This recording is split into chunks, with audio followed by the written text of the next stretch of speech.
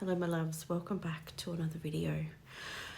If you don't know me, my name is Kylie and I love to bring astrology into the body as a lived experience, and I love doing that by working with a lot of the asteroids and the archetypal lens that it brings to our world and our reality. It stops the wisdom of astrology from staying up in the cosmos in our brain and bring it down into our body. So if you're new to my work, that's what I do. That's how I work with astrology. And so this video, I want to talk about Hecate in our chart. I'm currently journeying Hecate inside of my group astrology container, and the shifts and the illumination of light that is happening inside of the group and everyone in it is just really, really profound, and it's really, really, really important to understand this about ourselves and what she's here to shine a light on, to illuminate, to walk in the shadows with. At the moment, she's currently conjunct the North Node in Aquarius.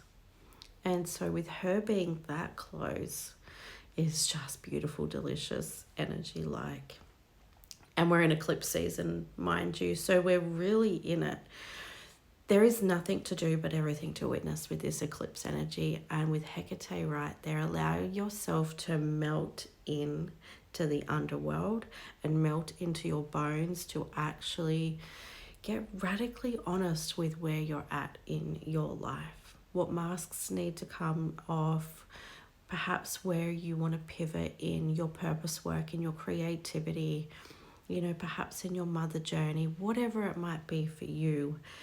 And it is so profound to have her in your chart. She's currently in Pisces. So when she's in Pisces, you're going to go and find where Pisces is in your chart as well, because that is going to add another, layer of depth to how she communicates. So you find her in your chart and you find the energy in your chart. I'm not going to go through all of the houses and all of the themes because it's much more in depth than that. It is much more powerful to actually hear stories around how it impacts people. And I have Hecate on my 12th house with Demeter, with Ceres. So it's really, really interesting in my 12th house. And so, being the shadow walker myself in my dreams, in my intuition, in my psychic abilities, I've had to do some deep shadow work to actually own my psychic abilities and to own my witchiness. Like, it has taken me a long time to actually show up as I want to, in the fun and the mystical and the magical, because it's not really considered normal, but we know as witchy women and those who believe in more that these parts of ourselves can really help us navigate uncertain areas in our life. And when we look at her, she is the protector. She is illuminating the light, and she is a very powerful goddess / titan. So she's the one that helped Demeter find Persephone in the underground. She is the one that we go through like the maiden, the mother, the crone. She is very much connected to the moon, and she shines her light in the dark. And this is where the energies come to play out in your own natal chart. Where they communicate, where is it aspecting? It adds in flavor in the houses and the signs. So if you have Hecate in the 5th house, that is your house of creativity, of joy, of expression, of children, of relationships and intimacy. So she's really shining a light on that house. Does that make sense? Like, that's where the flavor comes from. That's where the energy comes from. If she is perhaps in your 9th house, the house of, higher learning, of values, of your own philosophies, what you research and soak up. I look at the ninth house as very much the I'm trying to think of the word while I'm here on the spot, mind you. They dig up the bones of the dirt, right? The archaeologist. It's like the archaeologist house. Like you're digging and you're finding information and you're researching. You're expanding, whether you are physically expanding or whether you are sort of like astro, moving around, searching, finding things, digging for deeper meaning. And this is where, if she's in your ninth house, she's asking you to actually really own and be protective of your own beliefs. And she's asking you to actually trust where you're at in that journey. And this is sort of like that evolution.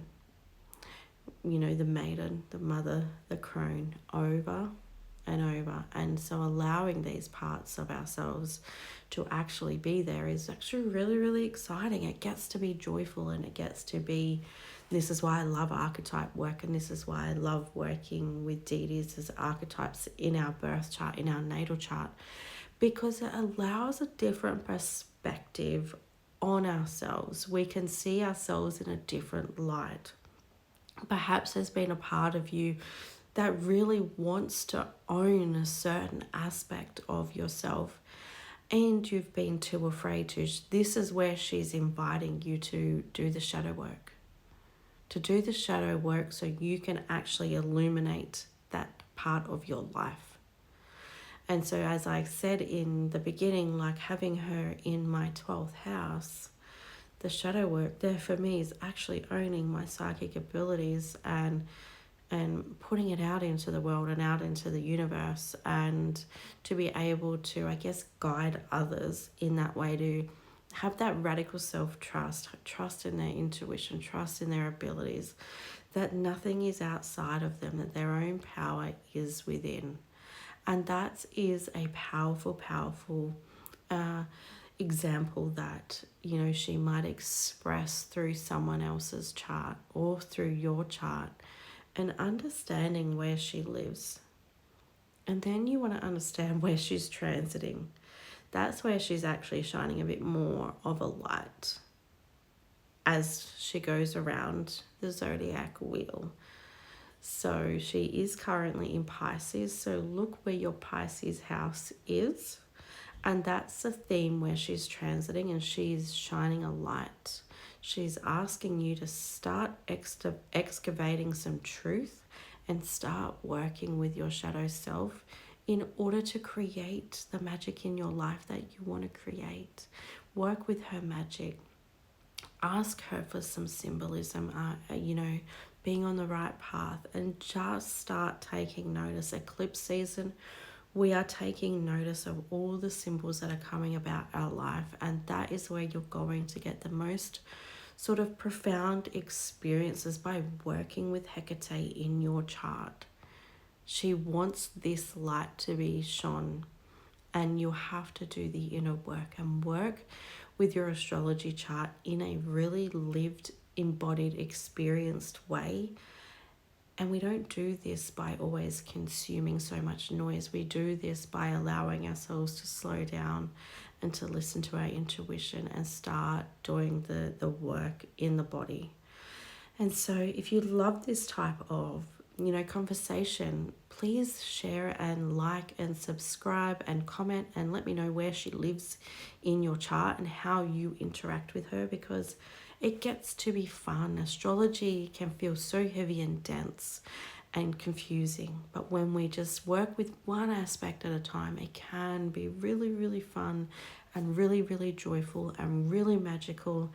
And that's where we want to be in life. We really want to be able to be magical human beings.